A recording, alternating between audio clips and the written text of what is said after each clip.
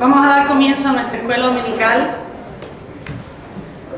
Y si gustan ponerse de pie, por favor, les agradezco. Y vamos a orar para pedir al Señor su bendición en esta mañana.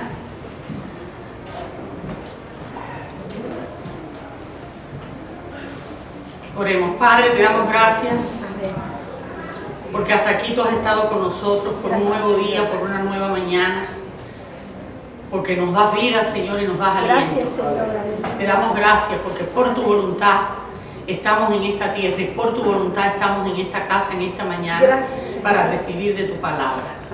Prepara nuestros corazones, abre nuestros oídos, unge nuestras mentes para entender lo que tú quieres enseñarnos a cada uno de nosotros según la situación y las circunstancias de cada cual. Tu Espíritu ministra nuestras vidas por la clase, por las alabanzas, por la palabra, por todo lo que hagamos en esta mañana. Espíritu de Dios, habla nuestras vidas y que seamos edificados, fortalecidos en nuestro ser interior para seguir siendo fieles a ti con tus fuerzas, con tu ayuda, Señor, y con tu dirección diaria. Bendice, Señor, a los maestros de los niños.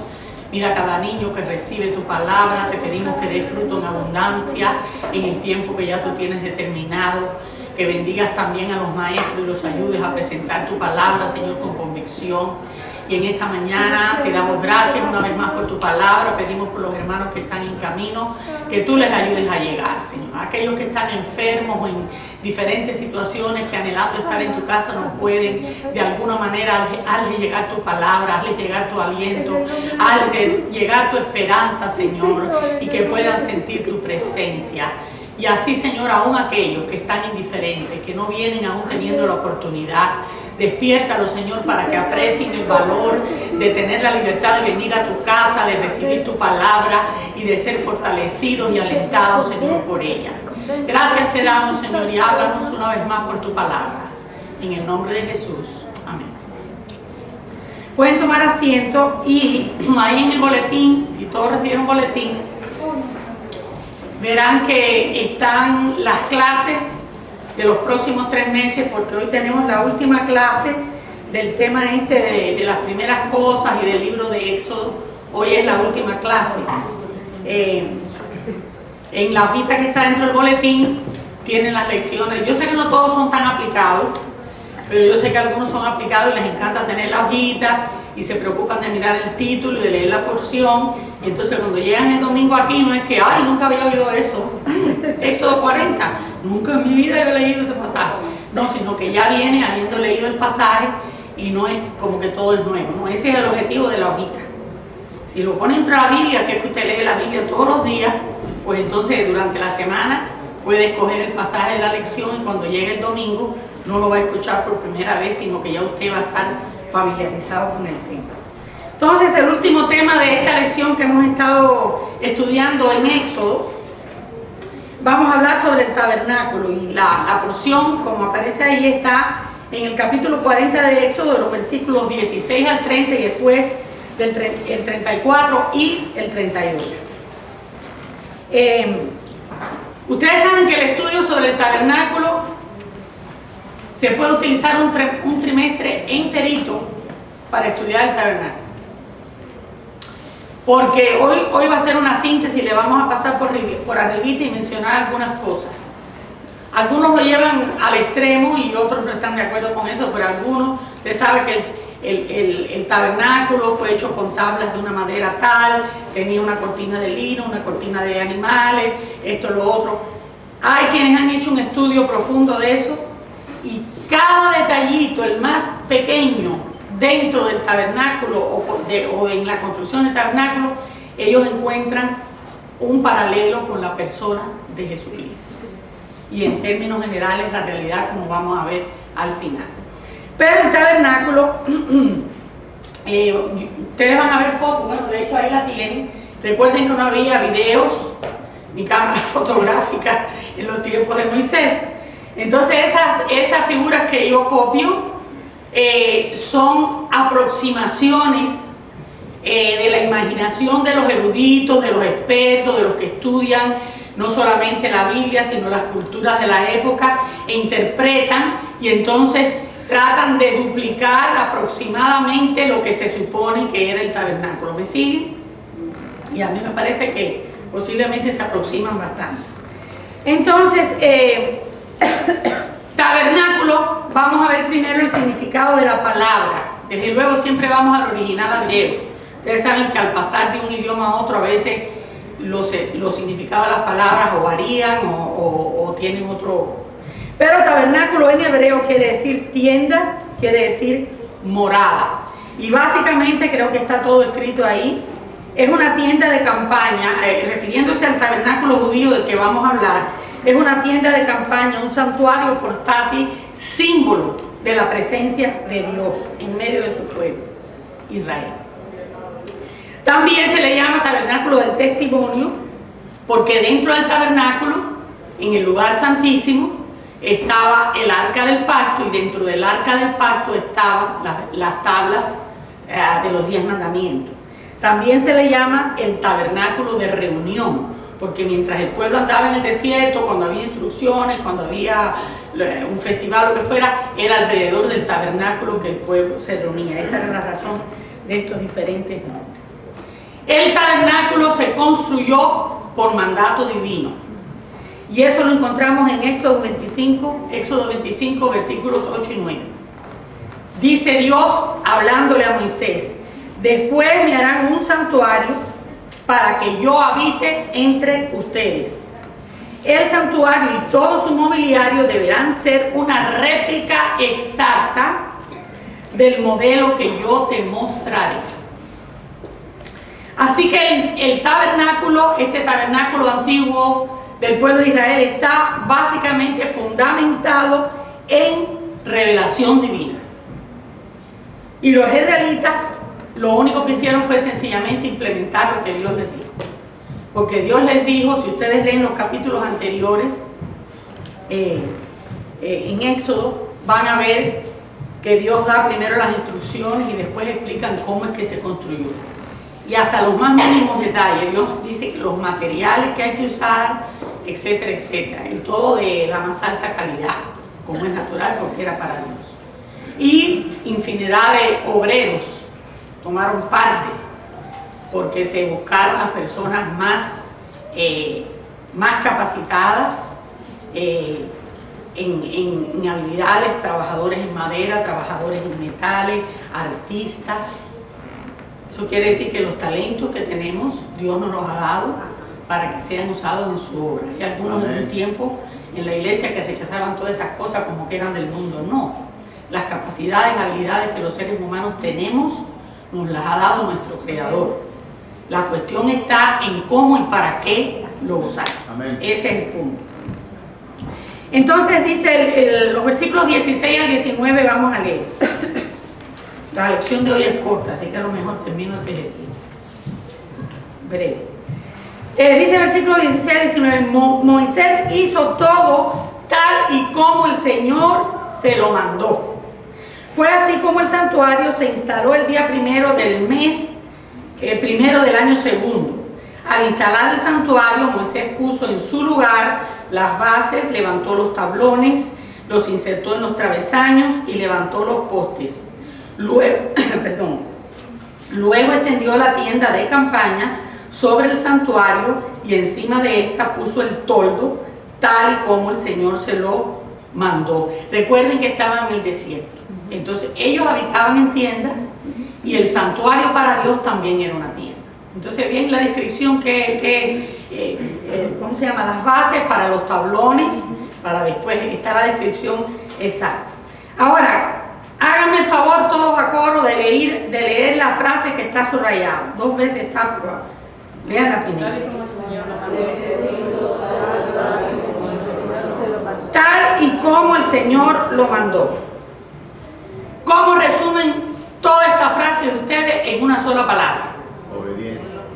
Thank you very much. Obediencia. O sea, Dios lo mandó de una manera y ellos no trataron de mejorar la idea de Dios, sino que la siguieron al pie de la letra. Ellos sabían que su idea nunca iba a ser mejor que la de Dios. Además, sabían que Dios esperaba obediencia en todo lo que Él manda. De hecho, en los dos últimos capítulos de Éxodo 39 y el 40, del que estamos hablando de alguna porción hoy, se repite esta frase, tal y como el Señor lo mandó 18 veces. Si quieren lo cuentan en su casa, para que vean que es verdad. Versículos 39 y 40. Según la versión a lo mejor dice de otra manera, pero la esencia es que obedecieron al Señor escrupulosamente y exactamente. Esa es la idea de estos versículos. 18 veces en los dos últimos capítulos de ellos. Y esta repetición sencillamente enfatiza que Moisés obedeció con precisión, con escrupulosamente lo que Dios dijo, tal y como Dios lo dijo. No trató de mejorarlo, de variarlo. Ay, a mí me parece mejor, ¿por qué a Dios se le ocurrió esto? Nosotros hacemos eso, ¿verdad? Con los mandamientos que se nos han dejado en el Nuevo Testamento, nosotros a veces queremos mejorarlos, variarlos y acomodarlos a nuestra manera de pensar. Pero recuerden que toda la Biblia es vigente para todos nosotros. Entonces, si las instrucciones que están en la Biblia, sean en el Antiguo como en el Nuevo Testamento, todas son para ejecutarlas, para cumplirlas y para obedecerlas. No para manipularlas y mejorarlas o cambiarlas a nuestro capricho y a nuestro gusto. Y el Espíritu Santo es nuestra ayuda para que sepamos si realmente estamos obedeciendo. Porque a nosotros nos gusta, como dicen en inglés, pick and choose. Y a veces somos muy estrictos en cumplir ciertas cosas, sobre todo si son cosas externas. Leer la Biblia todas las mañanas. No. Y hacer cosas así todas externas. Pero ¿qué tal la conducta, las actitudes que están en esa misma Biblia? En esa misma Biblia que estamos leyendo, Nuevo Testamento, Efesios es el que más contiene, pero todas las epístolas de Pablo tienen referencia a la conducta que Dios espera de nosotros, los que decimos ser cristianos. Ahora, nadie es perfecto, eso lo decimos continuamente para justificar todas nuestras malcriadeces. No, yo soy así, porque bueno, nadie es perfecto. Bueno, Dios sabe que no somos perfectos, pero Él espera, en primer lugar, que reconozcamos nuestras malcriadeces, nuestras malas actitudes, nuestras malas conductas, nuestras malas palabras, es decir, las palabras que decimos indebidas. Dios espera que lo reconozcamos. Y que en el mismo momento digo, Señor, perdóname, ayúdame a mejorar. Desgraciadamente, no siempre de un día para otro la conducta cambia.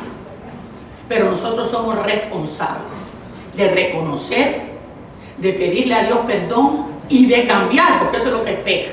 Él no espera que nosotros nos pasemos 40 años de la vida cristiana todos los días pidiendo perdón por la misma mala actitud o por el mismo pecado. Entonces es bueno que nos revisemos en esta mañana, porque todos nosotros, yo incluida, pero ninguno de ustedes se escapa, todos tenemos malas actitudes. Y en la palabra hay suficiente enseñanza para que nos demos cuenta. Otra vez, en las epístolas, Pablo siempre hace una lista de las obras de la carne, de los frutos del Espíritu. Ahí está completa, no hay que irse más allá. Pero en los Efesios y en otras listas dice, dejen esto y ustedes saben, y es una lista de las actitudes, no solo del robo y del asesinato. Yo no hago esas cosas. Pero ahí en esa misma lista está el rencor, la envidia, el orgullo, la arrogancia, toda esa serie de cosas están en esa misma lista. Me fui del pasaje completo. Pero bueno, no está de más. Entonces, versículos 20 y 21 dice, a continuación Moisés, tomó el documento del pacto y lo puso en el arca. Luego ajustó las varas al arca y sobre ella puso el propiciatorio. Llevó el arca al interior del santuario y colgó la cortina para resguardarla. De este modo protegió el arca del pacto tal y como el Señor lo había ordenado. El documento del pacto es eso que ustedes ven ahí, las tablas de la ley que recuerdan que, bueno, la primera vez Dios las escribió con su dedo, después el pueblo se fue a la idolatría y Dios se enojó y le dijo a Moisés, Moisés se enojó, pero Dios también y rompió las tablas. Después le dijo a Moisés, ahora escribe tú, ya yo no quiero meter mi dedo más ahí, dijo el Señor, Pero esas son las tablas de la ley conforme Dios se les había dado a Moisés. El propiciatorio. El arca es básicamente una caja de oro puro. dentro de la cual están las tablas de la ley y otras cosas más, pero no nos vamos a ocupar de eso ahora. Y el propiciatorio es la tapa, eso que ustedes ven ahí con los dos querubines, es la tapa del arca, es decir, que una caja profunda vacía donde están varias cosas, entre ellas las tablas de la ley, pero la tapa se llama propiciatorio y tiene dos querubines. Para los que no saben mucho de la escritura, la Biblia menciona diferentes órdenes angelicales. La Biblia nos habla de los ángeles. El ángel Gabriel se apareció a María y le dio tal mensaje. El ángel, ¿cómo se llama el que le habló a Daniel? Ay, qué bárbaro. Gabriel fue el que le habló a María, pero hay otro ángel que se nombra en el Antiguo Testamento. Bueno, la Biblia nos habla de arcángeles, parece que es una orden superior, de ángeles, y nos habla de estas otras criaturas angelicales que se llaman serafines y querubines. Estos que aparecen ahí son querubines. Vean que es diferente porque cuando se habla del ángel que le dio el mensaje a María, siempre se piensa en un individuo adulto, y desde luego los ángeles son espíritus, pero ellos no son todopoderosos como Dios, pero son más poderosos que ser humano. No se olvide, esto es doctrina fundamental evangélica cristiana. Los ángeles son seres creados. Así es, amén. Y la Biblia dice que son mensajeros de Dios para ministrar a sus hijos aquí. El que le da las órdenes a Dios, a los ángeles, es Dios. ¿Saben por qué le digo eso? Porque ustedes saben que hay unas corrientes que salen en la iglesia de tiempo en tiempo, y qué sé yo, el evangelista tal y más cual, I don't care su nombre, si no está con la Biblia en lo que me dice, no lo acepto. Pero hubo una corriente en los 90 de que uno le decía: Ángel Gabriel, tú ven aquí porque yo te estoy llamando. Digo, búsquenme un lugar en la Biblia donde algún ser humano le dio las órdenes a los ángeles. Nosotros le pedimos a Dios, y Dios es el que le manda al ángel. Si le parece bien, lo manda a ejecutar las cosas. Nosotros no le damos órdenes a los ángeles. Si alguno encuentra un pasaje que diga que un ser humano, un hijo de Dios o un profeta o algo, le dio una orden a los ángeles para que vinieran y hicieran tal y más cual cosa, ustedes me lo traen a ver si yo estudio, a ver si hay algo que yo no sé. Pero me parece que en todo lo que yo conozco de la Escritura, el único que le da órdenes a los ángeles es Dios. Entonces, documento del pacto contenía, el arca era el centro del tabernáculo, porque el arca, como dijimos, es una caja de oro puro con su tapa que se llama el propiciatorio, y era, por decirlo así, el lugar específico de la presencia de Dios para revelar, para instruir tanto a Moisés como al sumo sacerdote. Era en el arca donde se manifestaba la presencia de Dios, y Dios, por decirlo así, se comunicaba. Dios está en todas partes. Amén. Dios aquí está, pero para el ser humano ese es un concepto, ¿cómo decir?, que no nos entra en esta cabeza tan pequeña. El cerebro no. Y Dios sabe que nosotros los seres humanos necesitamos localización. Por eso el Nuevo Testamento dice que Jesucristo, que es Dios, está sentado a la diestra del Padre. Por lo menos cuando vamos a orar tenemos una idea de a dónde dirigirnos. Está con nosotros aquí. El Espíritu Santo nos ayuda, pero nos es difícil cuando nos... Entonces Dios siempre se manifestó, y sobre todo en ese tiempo que no había toda la revelación que tenemos nosotros, buscaba una manera que su pueblo entendiera que Él estaba de veras entre ellos con toda su presencia. Y cada parte del tabernáculo, fíjense en propiciar, quería darle la definición. ¿Saben lo que quiere propiciar? Porque la tapa del arca se llama propiciatorio.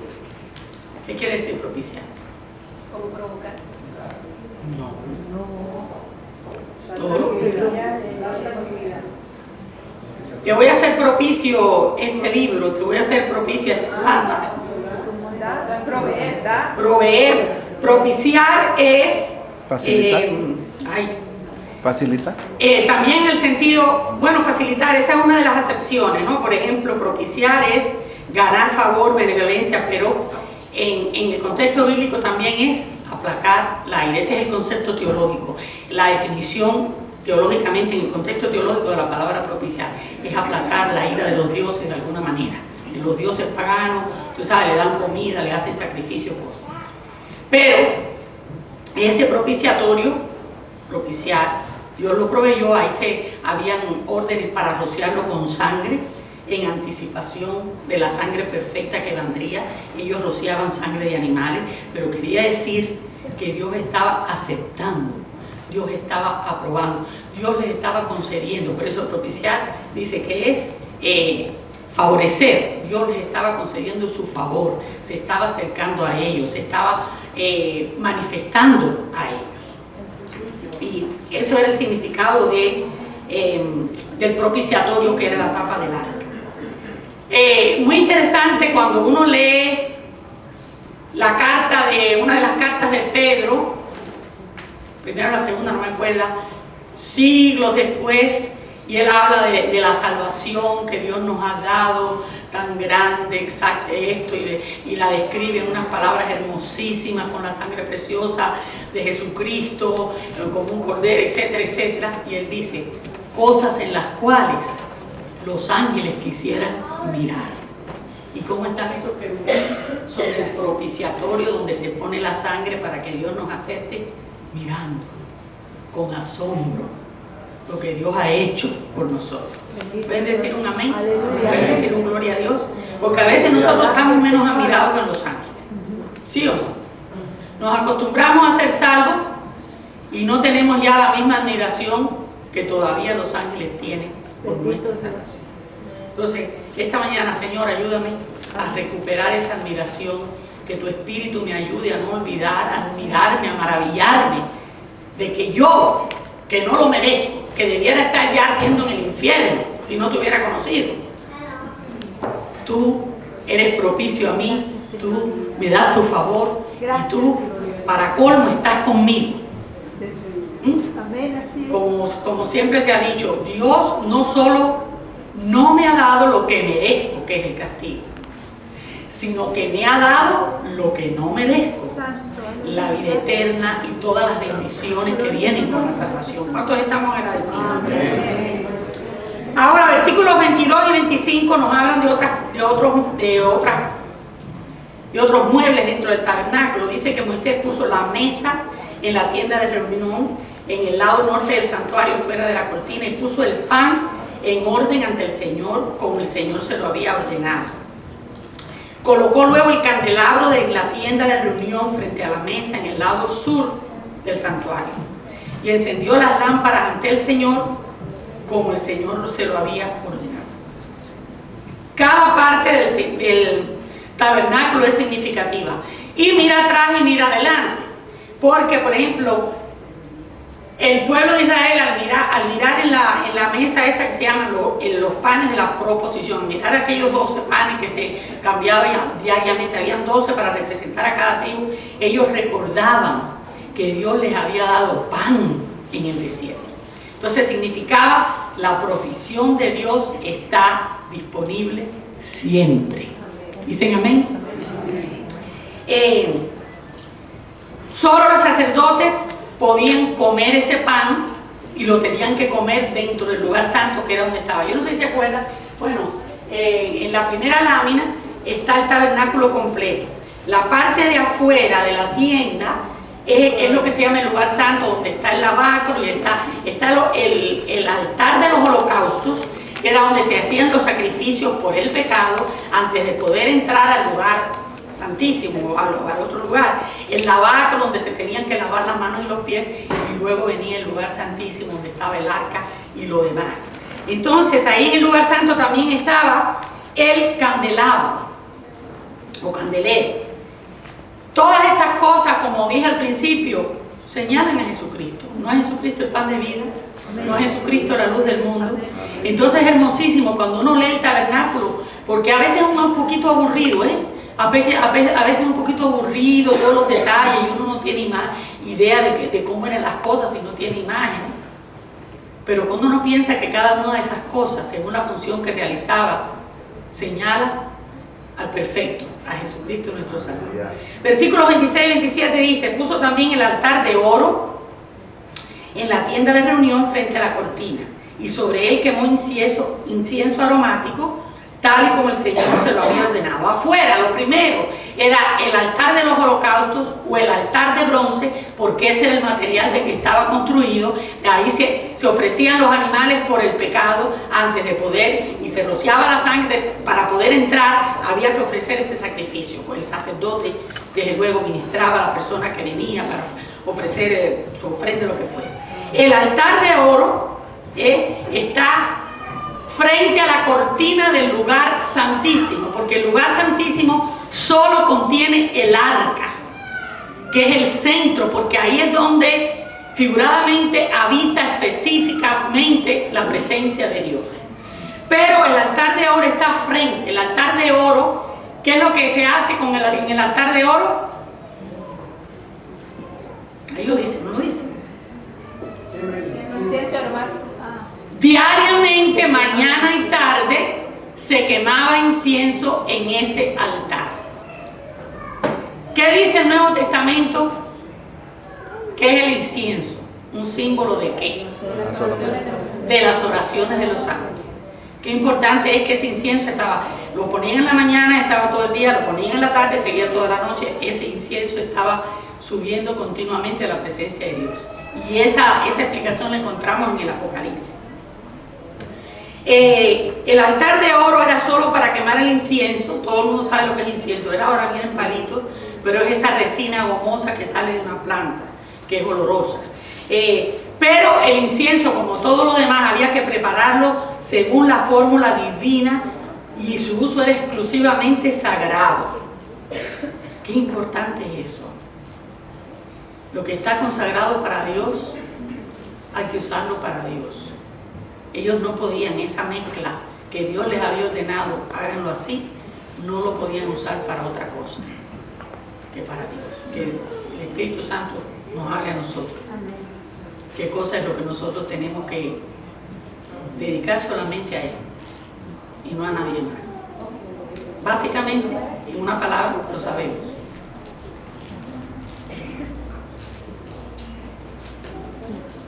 Nuestra adoración, nuestro amor al máximo para Él. Pero nosotros a veces compartimos un poquito de eso con otros que no. Lo que quiero decir es, no es que nos postramos y le ponemos flores, nosotros sabemos demasiado para eso. Pero qué importancia o qué prioridad tienen personas o cosas en nuestra vida que casi se van por encima de Dios. Casi. O de todo. Versículo 28 al 30 dice: después de esto colgó la cortina. Entre paréntesis, yo no he hablado mucho de las cortinas, pero las cortinas tenían una hechura muy elaborada, con hilos de colores, con dibujos específicos de querubines que Dios había ordenado que se hicieran. Colgó la cortina a la entrada del santuario. Deja ver si está ahí bueno, ahí ven el lavacro. Bueno, estamos leyendo aquí. Después de esto colgó la cortina a la entrada del santuario. Creo que tenía, después creo que la tengo. Moisés puso también el altar de los holocaustos. Nosotros nos hacemos la idea de una cosita así, pero en el altar de los holocaustos eran donde ofrecían los becerros, las vacas, los terneros, esos animales grandotes. Entonces el altar de los holocaustos era algo grande y había una escalera que subía el sacerdote, porque el sacerdote iba con el oferente. Él era el encargado de poner el sacrificio, ¿no? Y dice, Moisés puso también el altar de los holocaustos a la entrada del santuario, la tienda de reunión, y sobre él ofreció holocaustos y ofrendas de grano, tal y como el Señor se lo había ordenado. Fíjense cuántas veces se repite esto. ¿Cuántas veces dije que en 39 y 40 de Éxodo se repite como el Señor lo mandó? 18 veces. Colocó luego el lavamanos, o el lavacro se llama en la versión anterior, entre la tienda de reunión y el altar, y echó en ella agua para lavarse. Repito que el altar de los holocaustos se le llama también el altar de bronce. Cuando usted lee el Nuevo Testamento, si de repente encuentra un versículo que dice altar de bronce, se refiere al altar de los holocaustos. Si dice el altar de oro, se refiere al altar donde se quemaba el incienso. Exactamente.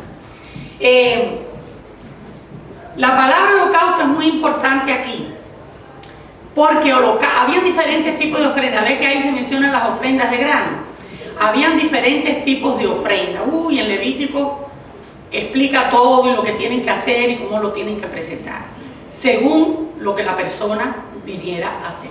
Pero el holocausto era, por decir así, la ofrenda principal, porque había que quemarlo todo. Usted le de otras ofrendas y la persona traía su becerro, su vaca, su cordero, lo que fuera, y a veces se quemaba una parte en sacrificio y la otra parte se sentaban a comer con el sacerdote y la familia, y así sucesivamente. Había diferentes maneras, diferentes tipos de sacrificio.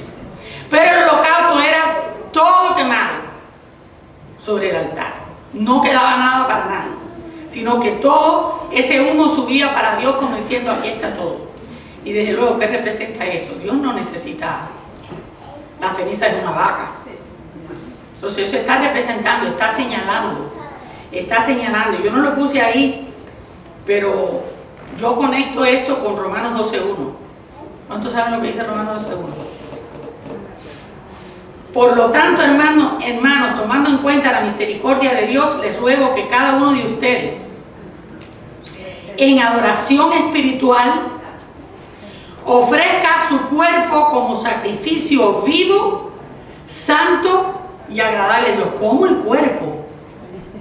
Dios quiere que yo me ponga ahí y me den candela. Dios no acepta sacrificios físicos humanos. El cuerpo es en representación de la persona, porque es el vehículo. La persona está dentro, pero la persona se expresa por medio del vehículo del cuerpo.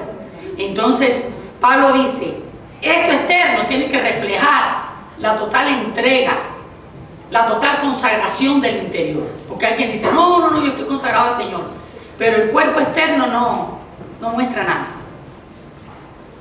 Pero si en nuestro corazón hay preocupación por la obra de Dios, hay temor a Dios, queremos tener las actitudes correctas delante de Dios, cumplimos con todos nuestros deberes cristianos, tanto como de sostener la obra de Dios, como de orar por la obra de Dios, como contribuir con nuestro servicio a la obra de Dios, todo eso es parte de nuestro servicio a Dios.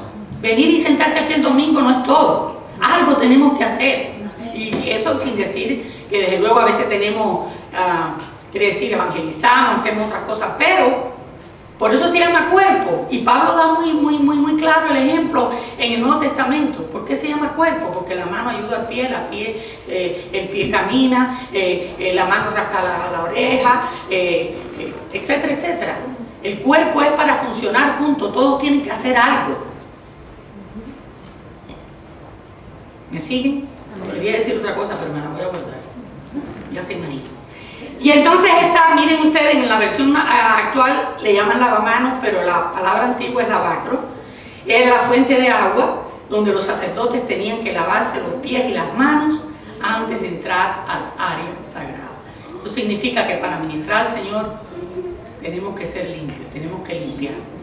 Una vez al año, todos los días. Si queremos ministrar y servir al Señor en lo que Dios nos permita que hagamos fuera, no dentro, no aquí solo, no, fuera de la iglesia, en cualquier área de servicio, tenemos que pedir, Señor, límpiame, perdóname, reconocer, como hablamos al principio, nuestras actitudes, nuestras conductas, que todos los días tenemos algo de que arrepentir. No me diga nadie que no, porque no se lo creo, como dice Ari. Si dice que no, está mintiendo. Pero dice que en este instante la nube cubrió, saltamos algunos versículos, pero cuando Moisés hizo todo lo que tenía que hacer, como Dios le había mandado, entonces, en ese instante la nube cubrió la tienda de reunión y la gloria del Señor llenó el santuario. Ahora, ninguna tienda de campaña ni ningún edificio puede contener al Creador. ¿Estamos de acuerdo? Él, dice la Biblia, que Él lo llena todo. Todo en todo lo llena. Pero Dios sabe otra vez que nosotros necesitamos una localización. Y Él escoge hacerse visible a su pueblo en la nube sobre el tabernáculo. Y llena, la presencia de Dios se manifiesta a veces como fuego y a veces como humo, diferentes maneras que Él escoge de manifestarse, pero es Él. En ese instante la nube cubrió la tienda de reunión y la gloria del Señor llenó el santuario. Él decidió hacerse visible. Recuerden, siempre tenemos que tener en cuenta que el Antiguo Testamento, Dios escogió al pueblo, bueno, es toda la historia, empezando por Abraham, etcétera, etcétera. Pero toda esta gente Dios la escogió para ser los instructores de la humanidad, con todo su pecado, con todos los castigos que Dios tuvo que hacer. Pero ellos son los que instruyeron a la humanidad y por medio de él vino el Mesías. Por eso Dios era tan estricto con ellos para que cumplieran las cosas. Y bueno, sabemos cómo es la historia, que se pecaron, pero siguieron siendo el pueblo escogido de Dios y fueron los que pasaron este mensaje, pasaron este plan de Dios divino. Y desde luego el máximo propósito de Dios es que de ellos vendría el Redentor de la humanidad, su Hijo. Y el versículo 38 dice: durante todas las marchas de los israelitas, la nube del Señor reposaba sobre el santuario durante el día, pero durante la noche había fuego en la nube a la vista de todo el pueblo de Israel. Qué misericordioso Dios con ese pueblo, como con nosotros, de manifestar su presencia visiblemente y para que ellos pudieran estar seguros que Él estaba con ellos. A pesar de todas sus rebeliones, a pesar de todas sus obstinaciones, Él estaba con ellos. Ellos fueron esclavos, lo estudiamos en los domingos anteriores, pero ahora iban tras la nube de la presencia de Dios y cargando el tabernáculo, símbolo de la presencia de Dios en medio de ellos. Gloria a Dios. La historia del Éxodo comienza, ¿recuerdan cómo empezó? Clamaron, exacto, llorando y clamando porque eran esclavos y se había hecho la esclavitud casi intolerable, pero termina en gloria. ¿No hay un paralelo con nuestra vida eso también? ¿Sí o no? Sí. Éramos esclavos, ahora somos redimidos. Aleluya. Y el peregrinaje del pueblo terminó en la tierra de Canaán. El peregrinaje de nosotros va a terminar en la Canaán celestial, pero en la presencia de Dios para siempre. Ya sea que Él nos llame por medio de la muerte, o ya sea que Cristo venga antes que veamos la muerte, nuestro peregrinar va a terminar allá en su presencia y va a durar para siempre. Porque desde luego el pueblo de Israel entró en Canaán, pero cuando entró en Canaán, esa es otra parte de la historia. Esa es otra parte de la historia. Ahora, concluyendo, el tabernáculo para los israelitas en el desierto era la morada de Dios en la tierra, y Dios lo llenó con su gloria. 500 años después del tabernáculo, el rey Salomón reemplazó el tabernáculo con un suntuoso templo. No, que no el palacio de él, sino el templo que hizo para Dios. Allí también descendió la gloria de Dios. Eso lo puedes leer en Crónicas. Está de cómo la gloria de Dios, cuando la oración de Salomón dedicando la casa de Dios es hermosísima. Creo que está no me acuerdo ahora si está, creo que es Segundo de Reyes, ahora no me acuerdo. No se me ocurrió chequear. Pero la oración que él hace para dedicar ese santuario que David quiso hacer y Dios no se lo permitió, pero lo hizo su hijo Salomón, es hermosísima. Es una oración digna de que uno se la aprenda en principio, ¿no?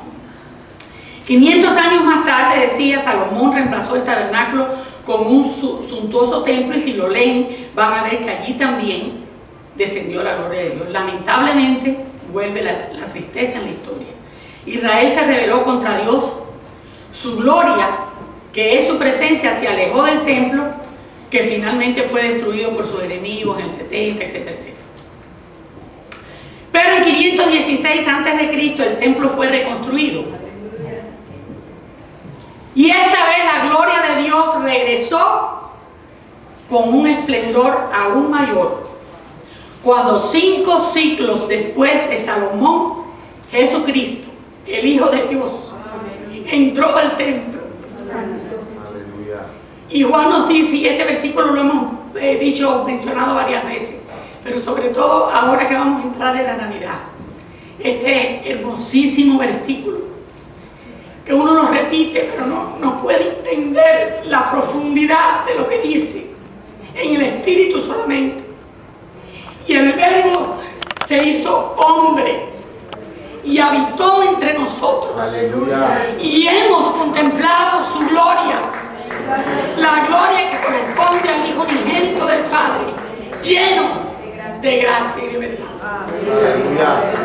Eso escribió Juan, porque Juan estuvo en el monte de la transfiguración, donde él y Pedro vieron, Pedro, Juan y Jacobo, vieron al Hijo de Dios en su gloria aún antes de su muerte.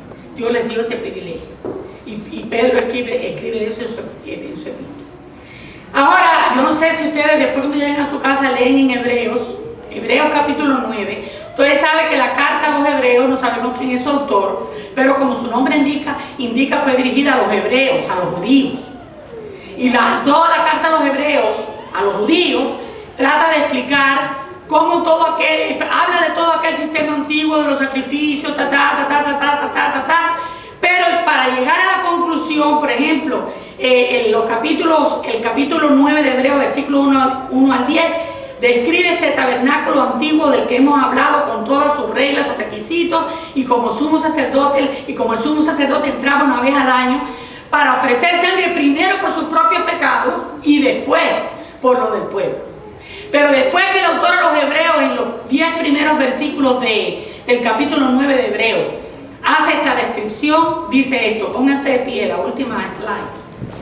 Cristo, por el contrario, al presentarse como sumo sacerdote, fíjense bien, de los bienes definitivos, no tienen fin los bienes que Jesucristo, en el tabernáculo más excelente y perfecto, no hecho de manos humanas, es decir, que no es de esta creación, entró una sola vez y para siempre en el lugar santísimo. ¿Qué lugar es ese?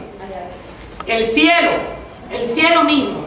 Y no lo hizo con sangre de machos cabríos y becerros, sino con su propia sangre, logrando así un rescate eterno. Yo quiero que los hermanos de la ofrenda pasen, pero quisiera que mientras tanto volvamos a leer este versículo como que lo creemos. Ustedes conmigo.